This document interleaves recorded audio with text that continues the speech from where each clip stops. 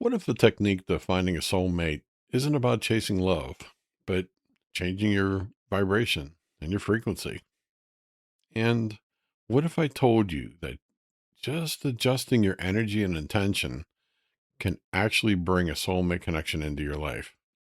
Well, guess what? Today, I'm going to have mine sitting right here with me. Welcome to Mystical Journeys with Jase.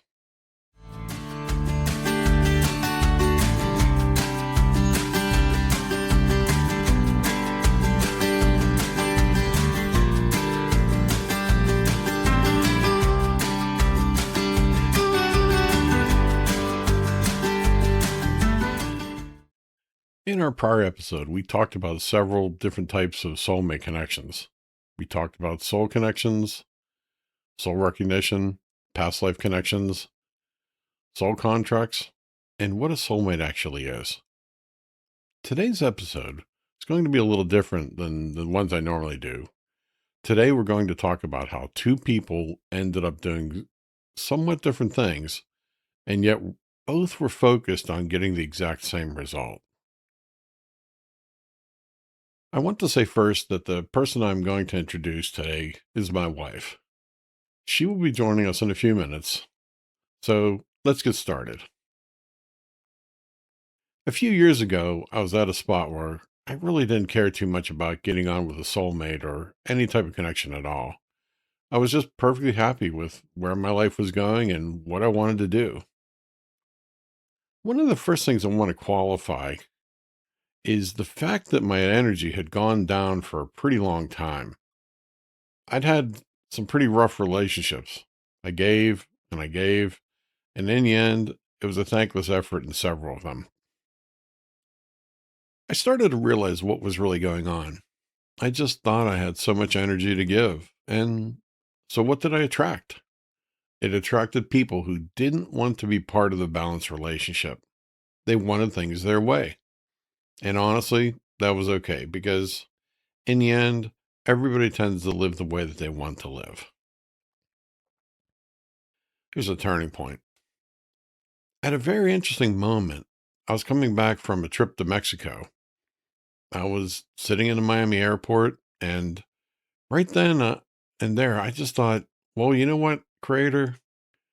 I really do want to find one final soulmate, just somebody who can keep me in balance and give me a few more reasons to want to be here and continue on with my life. So at that point, I ended up using a method I've used over the years to call in connections. I'm going to share that method at the end of this episode. This way you can see some results first, and then maybe test out the techniques that I'm giving you. All right. After I'd done what I did to call in a soulmate and settled into a pretty calm space a couple of days later, I got a phone call from three of my friends. They were having a party together, and they decided to give me a call. They told me, look, we know you've been through a rough relationship, and we want to see you with someone who's kind of like us. People who are kind and giving and real. And I said, really? Okay, then. At that moment, they reminded me of the kind of person I had been, that I was a very nice and very giving person. And it really touched my heart. I remember thinking right then, this has to be the result of what I was praying for just a few days earlier. So the encouragement was clear: go find somebody similar to them. And I went about doing so.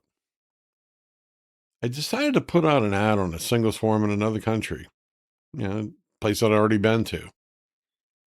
After going through the sorting period, talking to different people, hearing different stories, I added one more prayer at the end. I said, hey, Creator, can you do me a favor? Whoever is supposed to be the right person for me at this point, make sure she stands out above all the others. Well, at that particular moment, I had to go into the hospital for a period of time. And what happened next was actually kind of humorous to say the least. Because anybody that I was talking to at that moment, and there were several of them, all of a sudden things got to be very interesting. Several of them got my name wrong, or got my situation wrong, or did some really different things that basically put them out of the competition. The universe was doing exactly what I had asked for. But there was this one person I'd actually been pretty sure about even before this. And she was the one who was the most consistent, the most caring, and the most giving. Her kindness to me was probably something I hadn't felt in a really long time. Within about 24 hours, the only person I was still talking to was my wife, Roxy. We ended up talking about a lot of different subjects. And the most interesting thing about this is, even though we didn't have a whole lot in common on the surface, we really enjoyed each other's connection. We also found out that one of the most important things that we had shared was this: both of us were very giving people in relationships, and both of us had been taken advantage of because of that. That was one of the first common threads running between us. Now, don't get me wrong. Let me say this. When I first saw her picture, there was something slightly different about it over the others. It wasn't that she was so much more attractive or had some $10,000 dress on or anything like that. There was just an essence to her, something that stood out. As I've said this very thing in other episodes, when you see something or sense something that's just a little bit out of the ordinary, follow it up. I once mentioned in another episode that I'd met someone in Dallas airport and I didn't follow that connection up. Well, this time I was going to follow it up, and I did. What I'm going to do right now is bring my wife out and ask her a few questions. And with her responses, you'll get to hear her side of the story and how we made our connection from that perspective. And then after this, I'm going to explain step by step the way that I made this energy work so that something could happen. It worked out great for me, and maybe it can give you some ideas on how to make a connection happen for you. So here we go. Let me introduce my wife, Roxy. Here she is. Roxy, could you tell us a little bit about the state you were in a few years before you met me? Okay. It's been 5 years since my last relationship before I met you. I wasn't actively looking for one because I wasn't ready yet. Maybe because of fear, past experiences, or simply losing interest. But I never completely ruled out the chance of finding someone special if the right person came along. All right. Question number two. And when you decided that you wanted to date again, what were some of the qualities you were looking for? Honestly, I'm not sure when it happened, but I think it was when I realized that I deserve a healthy, loving relationship and that I would make a good wife. I hope to find a partner who values mutual respect, unconditional love, and faithfulness. All right. Question number three. What were the prayers you used to be able to draw me into your life? Um, I prayed for a good hearted person who would love and respect me, communicate openly, and be committed to building a future together. Okay. All right. Question number four. And here, of course, I'm going to put you on the spot. Mm. Did you ever really believe that you were going to meet someone like me? Honestly, no. Because I hope to find a good partner, but I didn't expect to meet someone who would have such a positive impact in my life. All right. We'll give you one last question, and you can get back to doing some things. All right. Question number five. Is there anything else you'd like to say about our connection? Okay, one thing I'd like to say is that you brought a lot of sorry, Positivity. positivity, I yeah, didn't prompt her for that into answer, my by the way. life. I enjoy our conversations, your perspective, And the way you make me feel understood, that's something I truly value. All right. Okay. Well, thanks for doing this. I appreciate that. All right.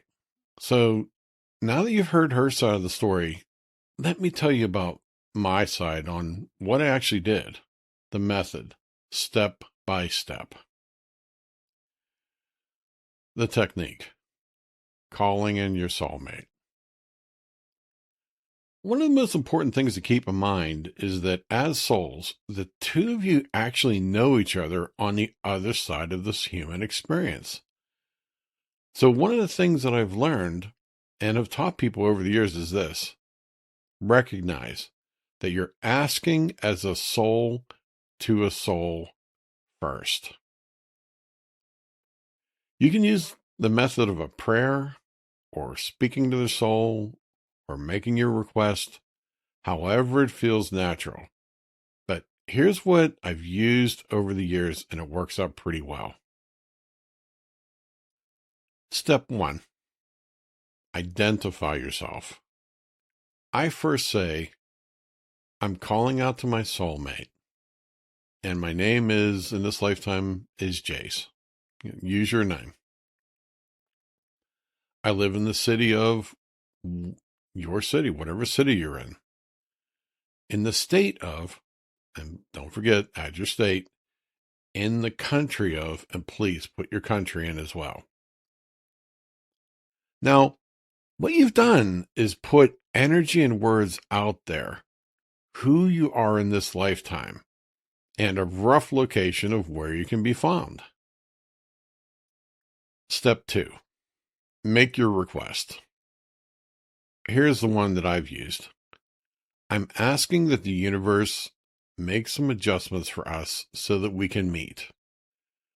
So that we can meet each other in the very near future. I'm willing to do whatever I need to do to make this connection happen. I want to point out a couple of things about making your request, because you're setting a timeline for it. You're saying you'd like it to happen in the near future. You're also stating to the universe, I'm willing to do whatever I need to do to make that connection happen. I have to stress this one. When you see these little opportunities to go do something different, like maybe you've got an invitation to go to some party or an opportunity to go on a business trip or just something like that, you need to keep going and follow those connections, because that might just be the one that brings you to meeting that soulmate based on your request. All right, let's get to step three. Give thanks. Here's something I've said. And to my future soulmate, I want to say thank you and thank you and thank you for the two of us meeting in this lifetime. That's important, because you're letting that other soul know that you appreciate that they're going to make an effort to work and move their energy towards yours. Okay. Here's an optional addition. Give permission. I give permission to the universe to politely make some adjustments to my life so that I'm in better alignment with my future soulmate. Some things have happened where I've switched jobs suddenly or had friends call me out of the blue just to say they wanted to help me find my next soulmate. That's literally happened. The universe listens, and then it moves. Okay, this part. Making the technique work for you. Now, here's what I'd like you to do. Take the framework, work out some words for yourself, and when you're ready, take a breath. Reach out with your heart. Say those words and know that you're speaking as one soul to another soul. And allow the universe to make some adjustments in your life, into their life, so that you two can find each other. And when you finally meet them, follow the connection up. Because in the end, you're going to be bringing somebody into your life that you have a stronger connection with. You can't just dump the connection because you made the request. and maybe they're too tall or too short or something like that.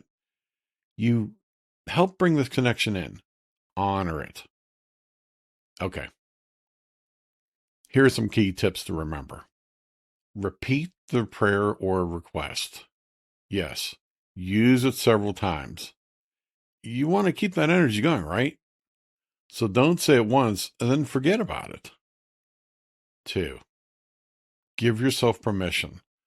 A lot of people go and they say they want something, but they never actually give themselves permission to have it. Give yourself permission to receive a soulmate connection. Think about that for a moment. How many times do we want something, but then we really don't think we deserve it or that we shouldn't have it, or maybe somebody else should have it instead of us? Wait a second. Give yourself that permission. Just say, I give myself permission to find this soulmate. All right, next one. 3, be thankful. Don't forget to be grateful for all the effort you're making to bring this connection in. And especially be thankful that the universe is starting to make things adjust so that your path and this person's path can intersect with each other. 4, follow the thread. When that connection comes into your life, there's going to be a slight flicker. Not a thought, not a sense, a subtle, gentle familiarity. Very delicate. When you find that thread crossing your life, you have to follow it. As you follow it, it'll get closer and closer to that person. The thread may bring you into one direction, and then you may find another person who in a completely different way. Be open to everything. I wanted to make sure everybody understands. I've called in several of my soul connections over the years, and they have all arrived, at least for me, pretty quickly. I've had friends who've used the same technique. In fact, I know one who's listening to this podcast right now who's, well, we'll just keep her name out of this one for the moment. Anyhow, she knows who she is. I've had students who've used the same technique, and it works pretty well. If you need some help with it, feel free to reach out. I always love a good conversation about this, and I'm perfectly happy with trying to help you understand it. Like I said, please reach out. All right. Lastly, thank you for listening to this podcast. It's always my hope that everybody's life can become a little more spiritual because of whatever I can share. I hope you'll build more and more deeper connections than you've ever had in your entire life. And I want you to keep finding those soulmate connections. And don't forget, please follow the channel, subscribe, and absolutely feel free to share both of these episodes with somebody. They're put together so that when you find those connections, you can recognize what the connection is and know what to do with it. As always, thank you for listening, and I'll see you in the next one.